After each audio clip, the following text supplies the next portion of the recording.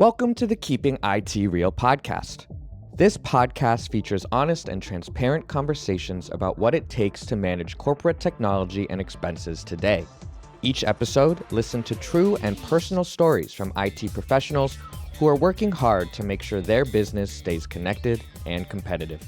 I'm your host, Jethro Castillo, and let's meet our next guest. Today, I am joined by Greg Jacoby, the CEO and founder at Bright Development, a boutique development agency dedicated to helping businesses create impactful digital experiences. Greg is an experienced leader in web development and digital strategy with a strong background in building custom web solutions that empower businesses to thrive online.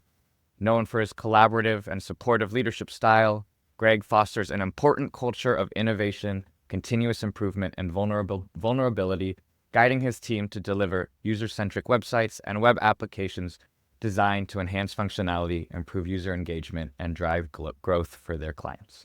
Greg, thanks for being on the podcast. It's my pleasure, Jethro. Thank you for having me. So I introduced you my way, but I kind of want you to take the space to introduce yourself your way. So kind of explain who Greg Jacoby is in your words. Yeah, my name is Greg. It's great to be here. It's great to be part of the movement that you've been building. And yeah, I mean, Bright is my baby. And I'm just so pleased to be working with the people that I'm working with and to have had the opportunity to build what I've built. I've been in this industry for, you could say, around 15 years now. And I've worked as a freelancer, I've worked as an executive, and I've also co-owned and owned 3 agencies. It's definitely been an interesting ride. And kind of the reason that I ended up starting Bright was because I got really frustrated with the nature of the relationship between vendors and suppliers, vendors being both agencies and freelancers, and having played every part of that role, both someone responsible for hiring contractors as well as agencies, as well as being a contractor, as well as being at the head of an agency. I got quite disillusioned with the way that it was handled, and I wanted to try to take it into my own hands to make the process more honest, more straightforward, better suited to building long-lasting and healthy relationships, not just in a business sense, but also in a personal sense. I think I've personally seen, and I don't know if this is just my anecdotal experience or if it's a global trend. I genuinely don't know. But I have seen more and more vitriol and animosity in business relationships growing over the last decade. And, I've tried to do everything in my power for myself and for my team to cultivate the opposite. Why, and when you're looking at just your anecdotal experience, why do you think this trend has come the way it has? And what was kind of that breaking point where the disillusionment went transformed into active change? Yeah, that's a really good question. The first one a bit easier to answer than the second. I spent a lot of time thinking about it. I don't know the answer. My opinion is that as my generation and your generation have aged into the business world, people who have spent the majority of their lives or their entire lives working online and interacting online, there has just been a gradual distancing of a more intimate level of socializing. I have built many lasting friendships online. I don't believe that it's, a bad thing in any way to cultivate relationships on the internet and solely on the internet. However, I think that I can objectively say that there's something missing from that. And as we have moved more and more and more to that level where people don't ever meet their clients, it's all conducted online. It's easier for people to behave poorly.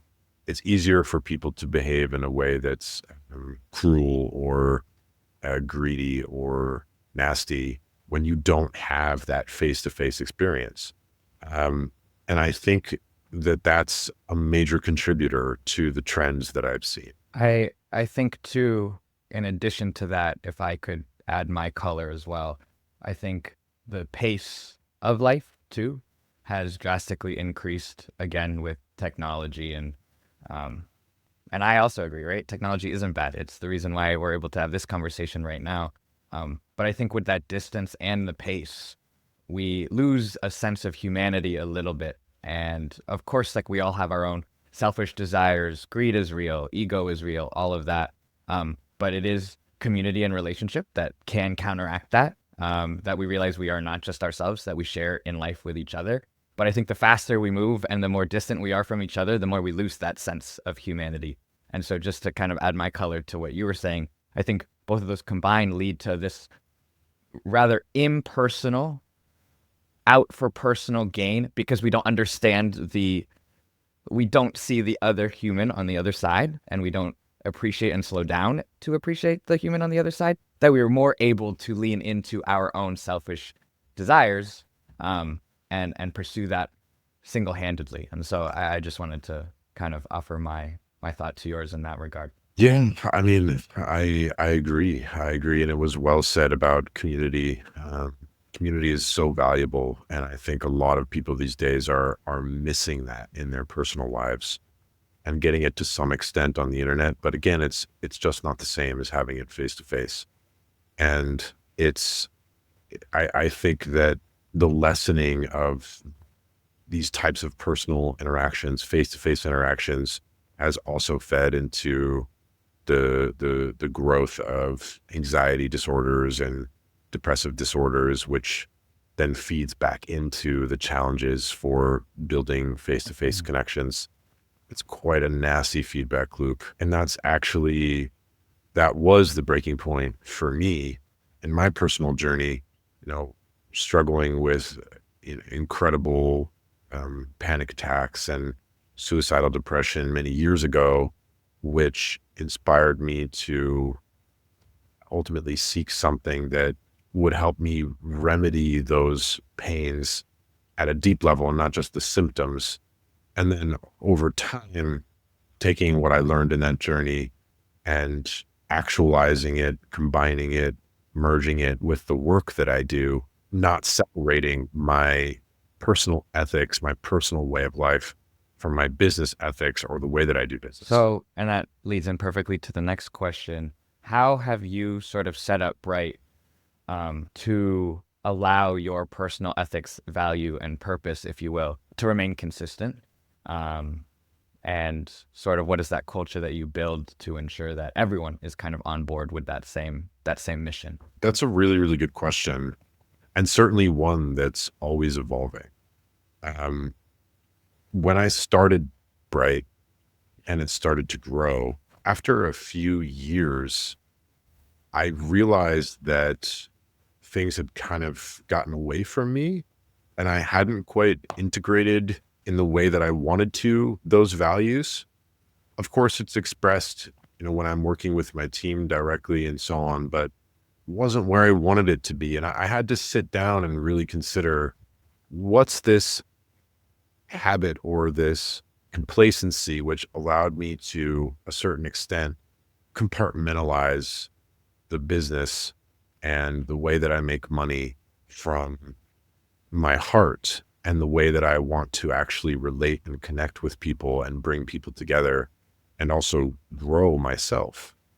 And it was really interesting to kind of unpack that internally and see that, okay, yeah, I mean, there's a certain disdain for work and, not wanting to let that take me over. So I pushed it away, which is not actually the way to, that's not how I would accomplish my goals. And it was a whole process. And when I started to see that more clearly, I was like, yeah, okay, it's the same thing that I say when I teach meditation. Like you can't compartmentalize meditation. It's something that's meant to be practiced continuously. If you start to compartmentalize it, then it's just another thing that you're doing and you're not actually getting the deeper benefits from it. And it's the same thing with anything in your life. if there's anything in your life that you're distancing yourself from, that you're not fully participating in. And I realized that, yeah, I was doing that with my business. There was holding myself back a little bit. And so I had a lot of conversations with my core team, and a lot of group decisions were made about the way that the business would be run and how we would share in that together. And over the years since I made that shift with the company, that we made that shift in the company, I have seen that the team has become so tight knit and amicable with each other. I don't have a turnover rate, Jethro. I lose one person every 2 to 3 years, which is insane in this industry. I talk to agency owners who have 20 to 30% turnover rate. I don't even have a 2% turnover rate, you know? Um, and so, and I don't, that's not because of me. That's because the environment that was created allowed people to form relationships and actually feel good about the work that they're doing, even when it's hard and frustrating, because work gets hard and frustrating, but they actually feel good. It's a community. It's a real community. And one that everybody acknowledges the mutual commitment to build together. And I think this is the point that I really wanted you to drive in, because we are in an industry where it is very focused on profit maximization, right? Businesses want to make as much money as possible. And it does make sense, right? You want to be able to provide for your employees. You want to be able to continue to provide your service and continue to grow your service. And so money is the name of the game. And there is no going around that. You can't, if you want to exist within the business world, you can't just create a business where everyone's happy-go-lucky, right? You need to create a business where everyone's happy-go-lucky, but there is something to deliver. But in that environment, the argument then becomes, should it just be full head to the ground efficiency that leads to the most money? Or is there something to be said about going slow, developing the relationship, developing sort of a community so that you can go really, really fast later? And so just to hear the fact that you have very low turnover rate, which means you don't have to invest in looking for new hires. You don't have to invest in retraining. You don't have to invest in sort of that integration period and sort of the offboarding period, which means that every single day you just get to go as a team. Then ironically, you probably do make good money as a result. And so I don't know if you have anything else to add on that, but there is that thing to be said where it's like, oh, but it's business. We don't have time to make relationships because we need to be making money. And so I wanted to know if you had any thoughts on that typical dialogue that happens. Oh my God. Yeah. What a dialogue. I think it's a dialogue that's happening everywhere, every day, internally, externally. I have my experiences, right? And my experiences are limited. There are certain business decisions and paths that I could have taken that I didn't take. And I don't know what leads, where that would have led me. But I think I could confidently say that if I were hyper-focused on maximizing profit, I could increase the profit of the company at the sacrifice of well-being, of my well-being and my team's well-being. And I don't think that would lead to anything stable. Now, fundamentally, I don't believe anything is stable, period. But stable as much as it can be. And when I say stability, I mean that holistically. I mean for the company and for myself and for the team. This is a service-based company. All agencies are. Well, most agencies are. I won't speak absolutely. And without the team, there's no company. Full stop. A lot of agencies have chosen to subcontract. There are companies which specialize in offering those subcontracting services. We don't do that. And because there's a focus on providing a different level of personalized service, nothing against subcontracting. There is a place and a time for that. But yeah, I mean, I think that underneath the desire to make money is a belief or a desire or a thought that I'm getting more money so that I can be happy. Okay. Money's not valuable on its own. People want it so that they can do something with it, and they want to do something with it so that they can feel good. They want happiness. And when you go so far in your pursuit of profit that you sacrifice your well-being, you are now running opposite to your interests, to your goals. Because I believe if anyone listening to this really sits down and examine themselves, they will find that what they really want is to be happy, that it's not about the money. They want to be happy. And that happiness, that's a broad word. They want the financial stability so they can survive, and that'll bring happiness. They want the freedom. They want to have wealth so they can get this thing and that thing. It doesn't matter. It's related to this desire for happiness. And I think so often I see in my colleagues, my competitors, I see them sacrificing and running against their own interests in pursuit of some distant future. Yeah. It's this, and I appreciate you saying this because it challenges the way I ask questions on this podcast in general, which is, what is the underlying factor that's deeper than what we are looking at, right? And so, of course, businesses want to maximize money and people want to maximize money, but in reality, it's the thing right underneath that, which is we want to be happy. And somehow we have conflated or confused making more money as being more happy. And if we had paused to stop, maybe we would change and there would be a little bit more of a balance, if you will. And so in that regard to your team, how do you maintain that sense of balance of running that business, leading that team, making the money, but also taking care of yourself, taking care of your employees, and just making sure it's, because we also have this other cliche dialogue of surface level team building activities and having like small group conversations. And really it's just that almost a mandate to be like, all right, every 30 minutes for once a month, we're going to talk and pretend that we like each other and pretend to be close so that the rest of the hours, the 160 hours of the month that we work, it's a lot more for a lot of people, we can then like dive in and actually just do the work. And so how do you maintain an actual real sense of that balance where it's a real community and real progress and not just fake or not authentic? Yeah, so true. And it's such a funny point because it's like, yeah, we're a family. And I absolutely know that what I said earlier definitely has a note of that, It's like, oh yeah, here's another business owner coming in and saying how close he and his team are, what a load of shit. But I have to say, like, a lot of it came from my team, right? And that's why I say that I'm so grateful for the people that I work with. It took me years to find just a solid group of people that I dearly love, I really didn't mandate any of the relationship building. It just happened on its own. What I mandated was daily team meetings. And there's not a lot of bullshitting happening in those meetings. I'm just like, listen, at the very least, we all need to get together and be together every single day. 15 minutes to an hour, we'll chat, we'll go over what our priorities are, what we need to do. And it naturally evolved the relationships between the squad. And again, like I really, to a great extent, I can't take credit for that. I set the space up, and then these individuals, to their great credit, took advantage of the space to build those connections and to make it a community and a place where they like to work. And as for my personal work-life balance, again, another thing that's always in evolution, it's something that, you have to constantly check in with yourself about where you're at.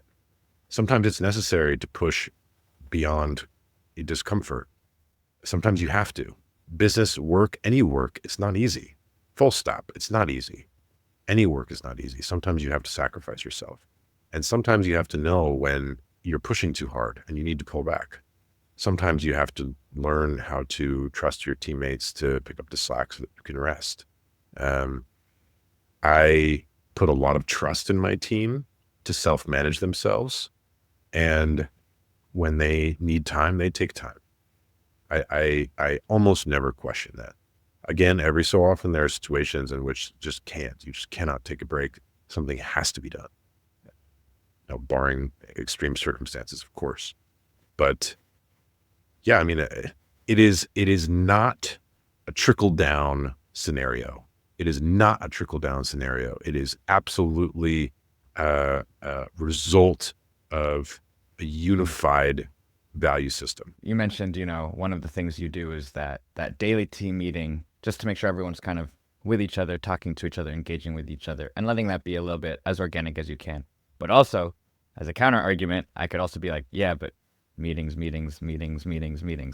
That is one of the things that everyone complains about, is that we have too many meetings and we don't actually have time to get work done. And meetings aren't efficient. Meetings are unagended. Meetings are ineffective. And so it's just better to go back to being way more impersonal and just email me exactly what I need and let's get it done. And so now obviously we're talking about something that is a cultural difference, less so an efficiency focus, because obviously those meetings are effective because everyone wants to be in those meetings, right? And so they are practical and good because those people are engaged in that. But could you speak to the point of a little bit of, yeah, there is an excess of meetings, and instead of you going less meetings to counteract that, you were somehow making the meetings more impactful, and kind of dive into that a little bit, into how you make those meetings work as a team, but then also how you continue to be productive outside of that work. And it isn't just 8 hours of socializing and talking and just having fun and then going, oh, shoot, we don't actually have time to work. Yeah, great question. I have to admit, that's one number that I try never to look at, how much money I spend on team meetings. You don't want to know. It's a lot. And you absolutely could make the argument like, dude, man, you're leaving so much money on the table. If you shortened these meetings by 75% or only had one meeting per week, you would save so much money. And it's true, I would. That's fact. However, these meetings have proven to be genuinely invaluable. It's just one meeting per day. It's no longer than an hour. It's rarely an hour long. It's usually about 30 minutes. The team is given the floor to share anything that they want. There's a brief moment in the beginning to share something personal if you want to. Most days nobody says anything, nobody has anything, no updates, because we're all chatting throughout the day on Discord or with each other. There's just not much to say. And then it's okay, what are our goals for today? Are there any updates? Do you need anything from me? And then it's my opportunity, after we go through some project specific stuff, to share any company wide updates if there are any. To say, hey, there was this thing that happened, I want to acknowledge it, or hey, we just released a new project, it's awesome, check it out, or hey, there's this problem, let's discuss it, what are your thoughts? I try to be as transparent as possible. It's one of my commitments to my team, is that they have full transparency. Everyone on my team has full access to the company financials. They have full access. They can go in and they can see exactly how much money the company is making. And they can see all the numbers. Most of my team members never look. They don't even ever look, but they have the access if they want it. And that's, again, part of this transparency, to say like, hey, I'm not taking advantage of you. I'm taking care of you as much as the company is able to. And we're creating abundance for everybody. And that's something that they get to see for themselves. It's not just words. When this podcast comes out, the listeners are going to realize how philosophical that I am, and that I kind of have been holding back in my other conversations, because what I'm hearing here is, and this is awesome to me, is this concept of, I can't believe I'm saying this on this podcast, is the concept of free will, right? Where you have the choice to share something personal, but you don't have to. You have the choice to look at our financials, but you don't have to. And in that sense, they get to choose when they are ready to be their full, vulnerable, and transparent self. In certain other companies or organizations that mandate, right, of like, you must go to this team building exercise, you must go to this happy hour, you must engage in this way. And if you are forced to do it, there is some level of, like a parent to a kid, you should do this and you will thank me later because you will realize how impactful it is. But especially as adults, when we're all independent and know exactly how we work, one of the reasons why a lot of us like to segment and separate our work from our life is because our life is free and we get to choose it, and work is not. And so you kind of not separating that work and life dynamic and going, even in work, please choose it. I want you to choose it, and I will let you choose it. you find that people do choose it. And that means that they want to come to work, which means they work better, which means they want to talk, but they get to do it in their own time. And that's how relationships develop or organic, right? Not forced, but as they are. And so I'm hearing a lot of that, but it does lead me to my thought of hiring becomes really important then, right? You must choose fit. One of the reasons why, because this is now, I guess, a more striking question, one of the reasons why this sort of culture might not work in bigger companies is because of scale. You can't hire for fit necessarily, or maybe I'm wrong, and you can't hire to have like thousands of employees all be super bought in and super close, because there are thousands of employees, and so there has to be a sense of distance naturally, right? And you had said, so I think you agree here, but I kind of want your thought on that. Like, there is a sense of you can't grow a certain amount. I don't know. I don't know how that works exactly, but there is a sense of limit almost to community. And I wonder if you could almost counteract that with, no, this is still sustainable in a different sense or in a different way. Yeah, that's a really good question. And I think you made a really good point about giving people the choice. And there are going to be individuals who will never choose to engage. That's just the reality. Some people just don't want to, and that's okay. And I think that there has to be fundamentally, as long as work is getting done well and on time, as long as people are being respectful of each other, then everything else is a bonus. Everything else is a bonus. As long as work is getting done well and on time, as long as people are respectful of each other, everything else is a bonus. And like you said, allowing things to develop organically. I really believe that at any scale, regardless of the size, people are social creatures.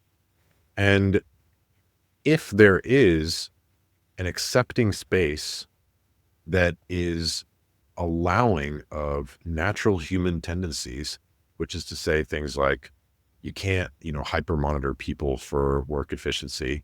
That doesn't lead to good well-being. You can't force people to fit or behave into a certain mold. That doesn't work. And the list goes on and on. And if there is an open space for that, I really believe that these types of, positive environments develop on their own. Then of course, shit happens, right? And the more people you have together, the more shit that happens. But that's what happens when you put people together. You cannot avoid it. And so it's not about avoiding it. It's not about preventing it. It's about actually being present when it comes up and working to create a resolution. And sometimes that resolution means that somebody has to leave. That happens too sometimes, and that's a shame. And the bigger a company is, the more often that's bound to happen. But that is a resolution. But it's about having the space and the means to resolve that in a human way, and not just in an impersonal, cold, unfeeling. Yes, because the reality is, right, you will still have underperformers. The reality is we will still have issues within the workforce. Let's handle it as humans and not as numbers, right? It's not about having a perfect place. It's having a place where conflict can be handled as humans, which obviously makes a lot of sense. I do have two more questions for you. Obviously, I have an infinite amount of questions for you, but I'm going to ask two to kind of just keep it within the scope. And this one will kind of be a little bit more IT tech management related too, just so that the audience isn't like, whoa, we're in like philosophical spiritual land this whole time. First question is, resources are always limited, right? And you were like, it costs a lot of money to run meetings, stuff like that, and you don't look at that. Financials are fully vulnerable, transparent. How do you decide what truly matters when there's a lot on your plate, a lot on your team's plate, limited resources? How do you prioritize your initiatives, your tech initiatives, and make sure that things are done in the right way? And then also, how do you prioritize the way you lead your organization as well? This is a priority question. How do you do with your limited resources? Okay. Yeah, that's a really good question and so valuable. I sometimes look back and I'm like, damn, if I weren't as stubborn of a person, I really could have used a mentor, a decade ago to walk me through this stuff. You learned the hard way. Prioritizing resources. I did, man. I did. And that was completely my fault. Completely my fault. The the prioritization of resources. So a few years ago, the company went through a really, really hard period. Really, really hard. Mm, the company was losing a lot of money, and it put me very, very, very directly face to face with how do I prioritize my very limited resources, right? Because now they're truly limited. This is like we're in full emergency mode. It's like a matter of, okay, I have a deadline. Like if the company doesn't recover before this deadline, that's the end of that, right? And the answer was the team. I'm not sure how people will interpret that answer, whether that is a specific answer or a very general answer, but the answer was the team. I sacrificed everything else for the sake of keeping my core team on board. Because again, this squad had put so much into the company and very good at what they do. And it's a service-based company. I don't subcontract. Without my team, I don't have Bright. Sure, black book with clients and so on, but it's just not the same, right? And so when I was faced with that challenge, that was the answer that I came to. Now, when resources are not so tight and there actually are a wider array of choices that I can make, this is a question that I have to answer on every single project, because every project has a certain amount of wiggle room, right? We have our profitability target, which we always want to meet on every single project, but there's always some wiggle room. It's like, yeah, there's room here to go above and beyond, the scope of what was laid out with the client. And different projects have more room for that. Different projects have less. And so that's often a question that I pose to the teammates who are working on a particular project. Like, how can we elevate this within the parameters that we have for the project? The company as a whole, Bright, in this case, we're very project based. The number of internal priorities that we have in terms of tech initiatives, it's not so large. We have a special project called Toolkit, which our head engineer, Isaac, has been working on for years, which I love. It helps us build Next.js apps so much more easily. And it's something we've considered monetizing. There's a couple other odds and ends that have been going on internally.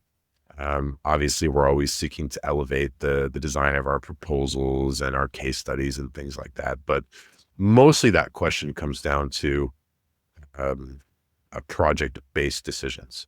Because in terms of our marketing as well, most of it is word of mouth and inbound marketing. There's not a lot of outbound marketing that we do. Obviously, a lot of the and I did say 2 more questions, but I'm cheating a little bit. You did say that a lot of it is prioritization is within project, right? Is the wiggle room, what changes could be made to make sure that project goes to fruition. But is there also project prioritization of like, we can only take a certain amount of projects at one time. We should take this project over that project. How do you then look at the projects that are coming in and going, this one, not that one, this one later, this one now?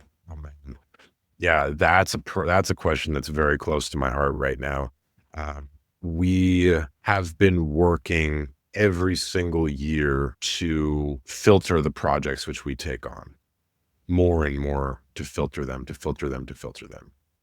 That is a very tough thing to do.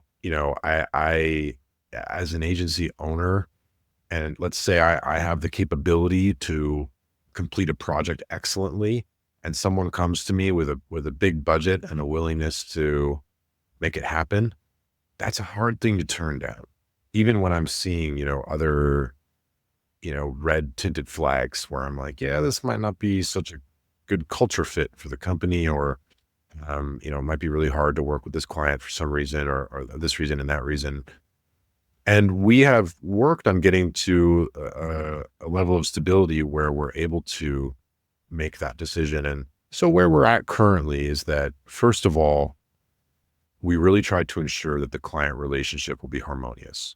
Again, we spent a good portion of this podcast talking about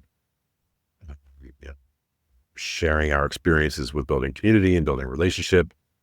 And as much as is possible, we try to filter for that. It's not always possible. I think we've all had the experience of having a relationship with someone where they surprised us with their behavior a certain amount of time and go through the honeymoon phase. That's normal. That's life. That is what it is. Once we've decided the client will be a good fit, then we're also looking at the project.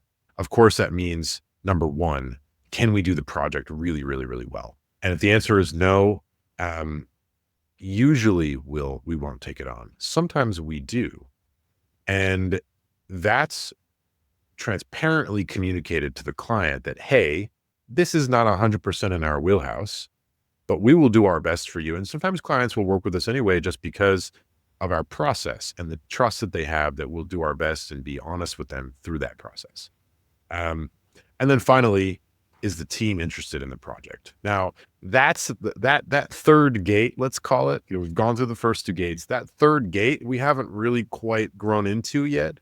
It's something where it's like, yeah, I'm sorry, guys. I know this one is super boring, but you're just going to have to do your best. I would love to get to a place where we're working on nothing but super interesting projects. But the reality is that we are an agency, and that does necessitate, taking on projects that aren't necessarily super fun. But we have had the pleasure of having some really fun projects with NASA and Rainbird, one of the largest irrigation companies in the world. Recently, Danielle Boulud, a very, very successful Michelin star restaurant group. There's been some really fun stuff that's come through. So I feel very grateful for that. All right, final question. And this is a forward-looking question and then also a stabilizing question, which is, what are the kind of deeper priorities or challenges on your horizon for you and for your team? And then also looking back, what have you learned, some of the most valuable lessons that you want to take into those priorities and challenges to continue learning and growing? So two-part question, because I'm trying to cheat and stretch and stretch the two questions I gave myself. Let's see here. Yeah, the goals for the company. So one of the goals is what we just discussed. I'd really like to get to a place where the majority of the projects we take are things that we're all really interested in. That's a really worthy goal. Another strong goal that I have is to continue building abundance for the team members. Building more stability and for employees, more benefits, higher salaries, more profit sharing, more time off, things like this, as much as is possible. And reducing stress. The third goal would be reducing stress. Reducing stress comes in a lot of different forms. Primarily looking to move more and more towards long-term projects, more retainer-based projects, things where there is that regularity that the team can rely on, rather than, an influx of and mixture of larger projects mixed with shorter projects, which can create urgency and timeline overlap and things like that. In regards to what has been learned and how that will go into attaining those goals, I mean, what a big question, Jethro. As so much has been learned, so much has been acquired through these experiences. And again, I really do feel that I have built plenty of skills that anybody can learn through this process. But fundamentally, the biggest lesson that I have learned and continue to work on putting into play is really, really being present with the business, with the people that I work with, and with the work that I do. Really, really working to be present, even when it's really uncomfortable. And that is what I attribute to the vast majority of my success, is being really, really present. It's allowed me to make decisions which align with my values. It's allowed me to avoid pitfalls. It's allowed me to seek my goals more clearly and resolutely. The benefits are, quite frankly, immense. And that's what I would say to anybody listening to this is, regardless of what you're doing or where you're at, work to be present in what you're doing. And that will be really, really transformative. I can guarantee it. Well, Greg, thank you so much for your time. This was, like I said before, the conversation that really revealed the most out of me, selfishly. So now everyone gets a little bit more of a personality shot from my perspective. But also thank you for sharing yourself so vulnerably, so fully, and of course, so presently. So I just wanted to thank you for your time, for your wisdom and your expertise, and I wish you all the best moving forward. You as well, brother. It was such a pleasure to connect with you. I really enjoyed chatting, and can't wait to chat again, and I wish you all the best as well. Well, thank you, and take care. Thanks, bro. Thanks for having me. We hope you enjoyed this Keeping IT Real episode, and thank you for listening. Make sure to hit subscribe so you don't miss a future episode. This podcast is all about celebrating and connecting professional heroes who work hard at IT every day.